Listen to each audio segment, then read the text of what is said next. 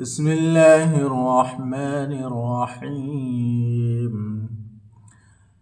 وإذا طلقتم النساء فبلغن أجلهن فلا تعضلوهن أن ينكحن أزواجهن إذا تراضوا بينهم بالمعروف، ذلك يوعظ به من كان منكم يؤمن بالله واليوم الآخر، ذلكم أزكى لكم وأطهر، والله يعلم وأنتم لا تعلمون.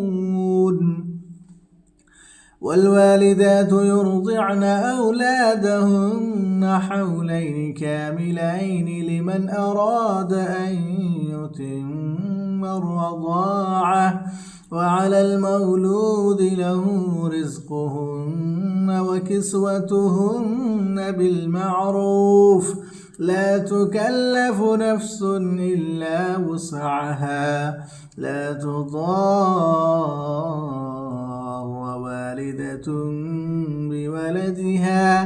بولدها ولا مولود له بولده، وعلى الوارث مثل ذلك، فإن أرادا فصالا عن تراض منهما وتشاور فلا جناح عليهما.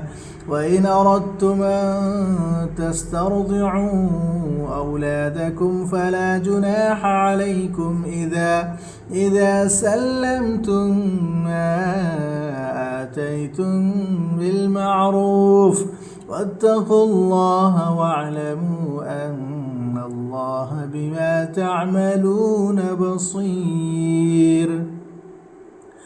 والذين يتوفون منكم ويذرون أزواجا يتربصن بأنفسهن 4 أشهر و10، فإذا بلغن أجلهن فلا جناح عليكم فيما فعلن في أنفسهن بالمعروف، والله بما تعملون خبير.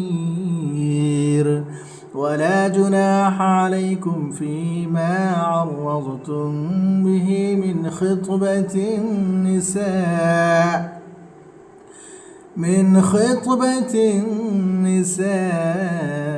أو أكننتم في أنفسكم، علم الله أنكم ستذكرونهن ولكن لا تواعدوهن سرا إلا أن تقولوا قولا معروفا، ولا تعزموا عقدة النكاح حتى يبلغ الكتاب أجله، واعلموا أن الله يعلم ما في أنفسكم فاحذروه، واعلموا أن الله غفور حليم.